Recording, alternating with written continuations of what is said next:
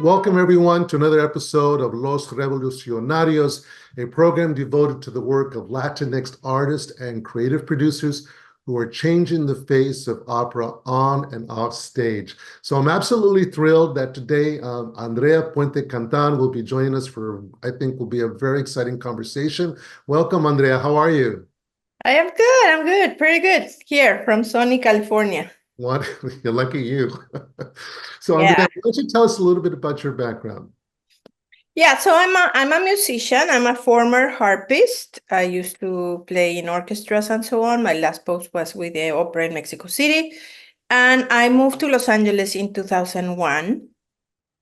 And, when I moved to Los Angeles, I realized how important was to give voice to our Latin composers. So I had this fellowship with the Rockefeller Foundation. It was called Harp Without Boundaries. So like I commissioned works in Mexico and in the United States. And then I played the works in both sides. But, I also was married to the opera composer Daniel Catán, composer of Florencia en el Amazonas and Il Postino, etc. And Daniel passed away 13 years ago, and I was like given this responsibility of taking care of his works. He has a publisher, of course, but I took it very seriously, and I took it very seriously because I am a musician, and I think that helped. So that's what I've been doing for a long time. Also, I'm a fundraiser. So I worked for San Diego Opera. Then I worked in New York Ballet Hispánico. And now I'm here in Los Angeles. So that's in a nutshell the story. I have a 20-year-old kid, not kid, adult. Yeah. No, I think I've known of you for quite some time. Everybody in the Latinx community knows of you and the work you've done to promote the work of Latinx artists, and of course, particularly Daniel Catán. And I think the first time we met each other was via Zoom call with Opera America when we were talking about Hispanic Latinx opera, and I was very intrigued. And I know the work that you've done at San Diego Opera, particularly with the opera El Último Sueño. El Último Sueño de Frida y Diego. Oh, that was incredible experience with Gaby and Nilo Cruz. Yeah. Gaby Frank. Yeah, I was very, very involved. I was a part of the music, let's say, committee, and then I was also very, very close to the creative community, and I say in English, the creative group, the designer, the stage director, so on. These are close friends of mine, and we chose them particularly because they are from Mexico, and we need to tell the story from the source. Because Nilo is Cuban American and Gaby is Peruvian American. So, but anyway, like really, really opening it up and framing the opera with a month of a festival that was for a month. And in this festival, we talked about politics, we talked about poetry, we talked about Frida's fashion. So like we really, really framed it, and we, the last piece was the opera, and also an altar de muertos that we put there so people could understand. I think there's a lot of education that we have to do because we expect our white friends to just embrace us and so on, but we need to explain to them why, like we have not why, but share with them. Who are we? What is our culture all about? And just enjoying together. Yeah.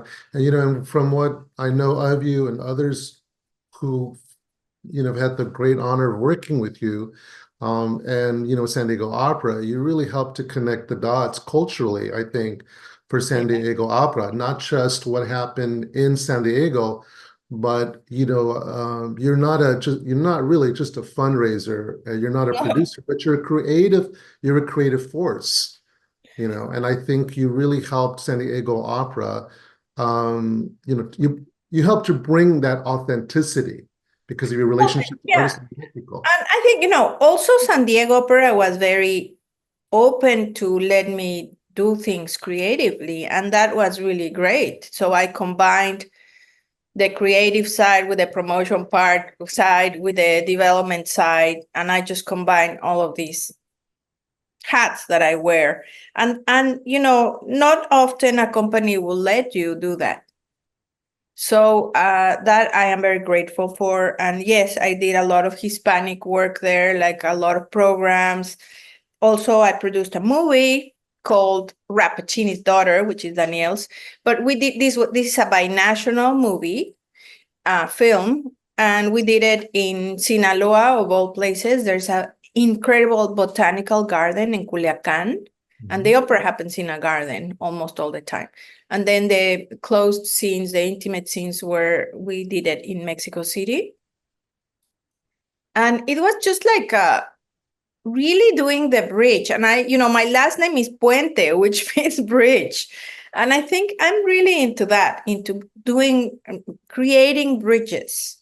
And also for the Mexicans, I've been now helping a very famous muralist. Her name is Judy Baca, and she has this incredible 1.5-mile mural called the Great Wall of Los Angeles, to be finished by the Olympics, which are going to be here on 2028. And I understood also that Mexico needs to embrace the Chicano population, the Chicano group, the Chicano culture.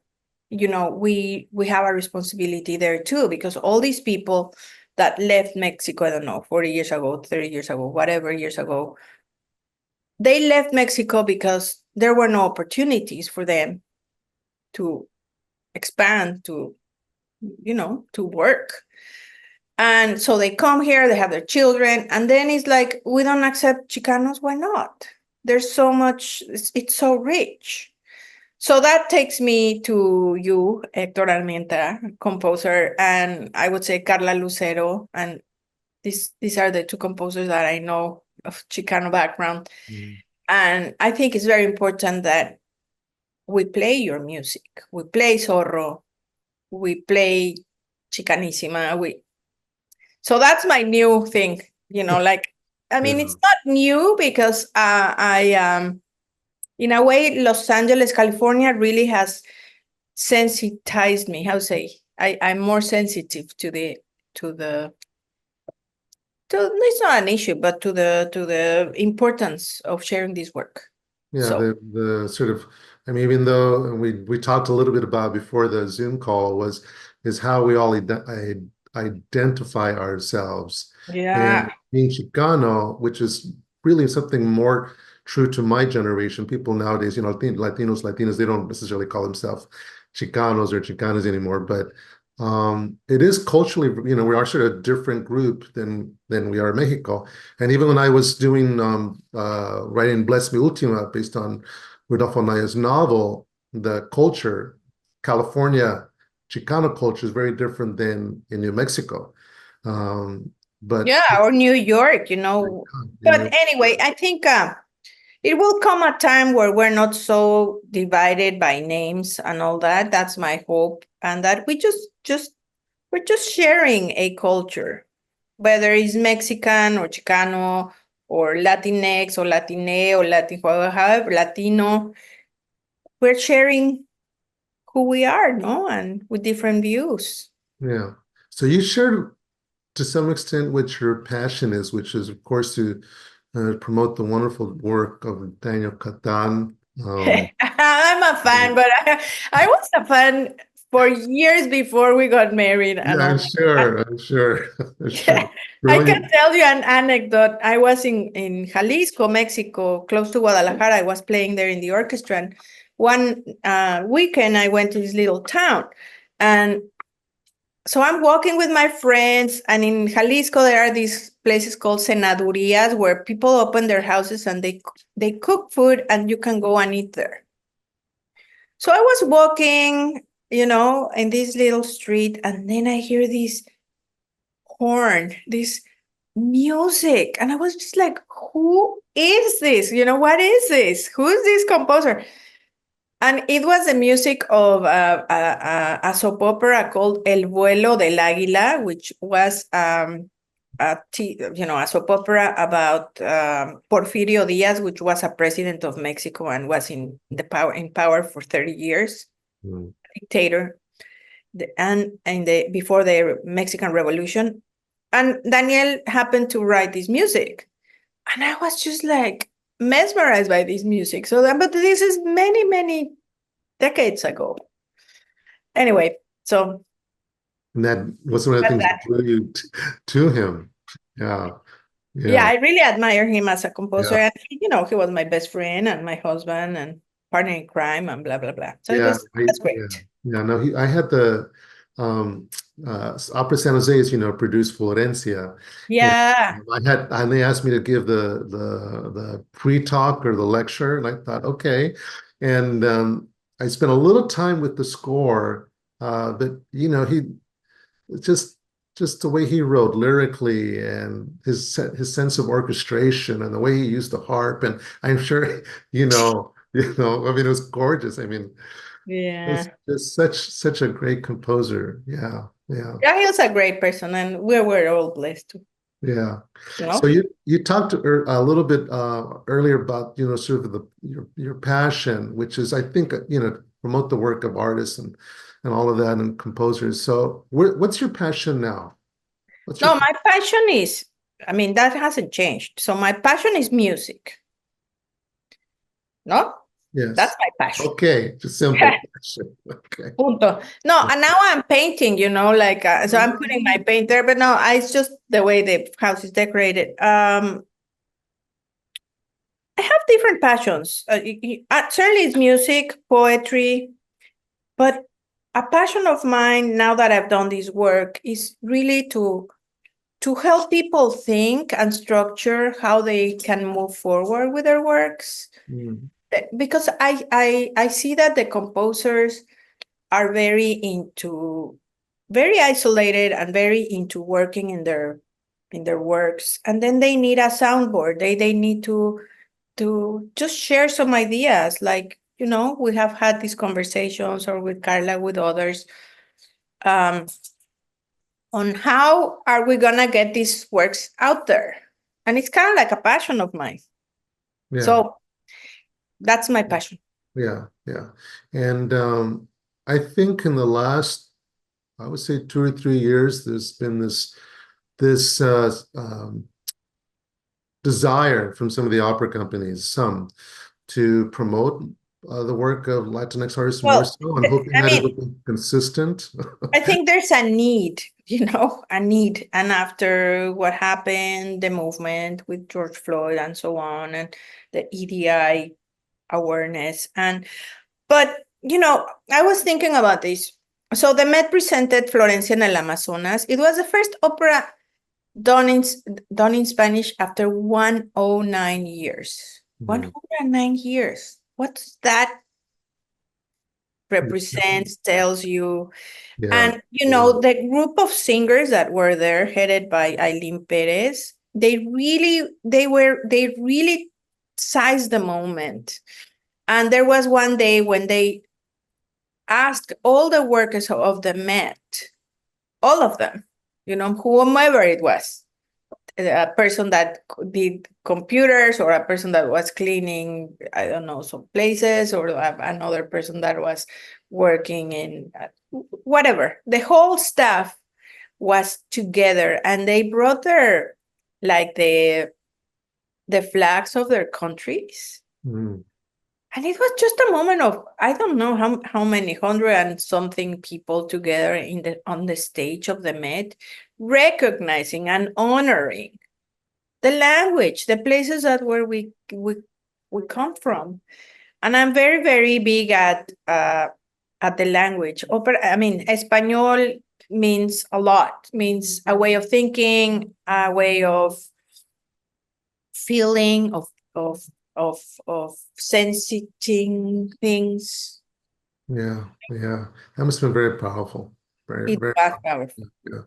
So tell So me, opera companies are in this moment and in this need, and it's not like we have 200 composers, It takes time to have a composer and a composer that understands how to create opera. yeah, So we have a few, and these few need to be heard. yeah. Well, Yeah. you're working on that, and I'm trying to work on that, and of course promote my own work. But it's a big change than it was 20 years ago, but still a lot more work needs to be done. But So we cannot do it alone, Héctor. We need these kind of talks and others.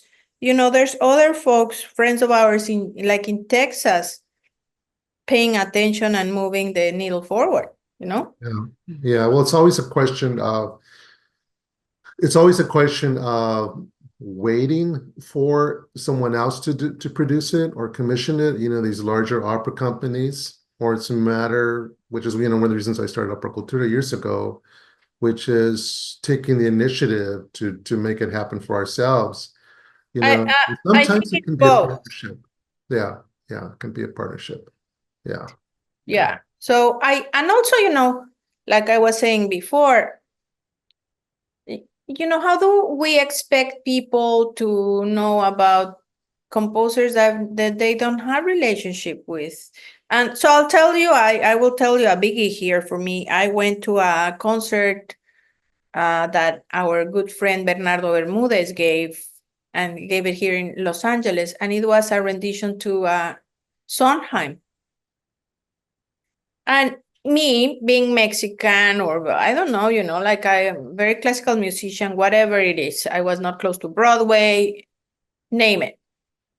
Really, this is the first time that I really heard the body of works, the arias and so on. I was just very, very impressed. And I was like, how come I didn't know this?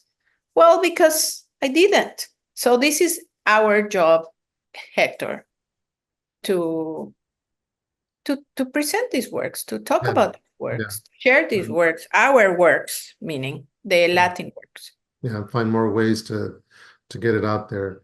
So before we end, Andrea, tell me what the future holds for you. So I would say the future is the present. I am really into that because we don't know the future, but so I am gonna start working for I haven't told anybody. Oh, well, this is being recorded, so you sure you want to mention it? When is this gonna be aired? It'll be after October 1st. Yes. So I'm gonna be working for the Soraya Performing Arts Center here at Cal State Northridge in Los Angeles. And, this place, which is an amazing place that has this incredible theater, and they present all kinds of music, for multi-generational people, and I will say multicultural. So we have programs from very classical music and then Mexican music and so on. So it's a mix. Congratulations. That's great. They are lucky to have you.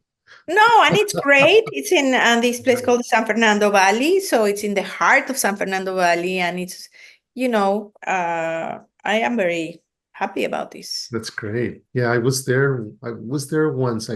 There was a famous Mexican composer actually who was a professor there. Of course, I can't remember his name. No, Cuban. Aurelio de la Vega. That's right. Aurelio de la Vega, who just passed away some years ago. He was a great composer. Yeah. I met him when I was young, when I was very young. Yeah. Well, Andrea, thank you for taking the time to have a little chat. And I want to thank all of you for joining us for another video episode of Los Revolucionarios. Los Revolucionarios. Thank you for the better pronunciation. I'm working on it, Come on. folks. Okay. Eh? All right. Take care, everyone. Bye-bye. Yeah.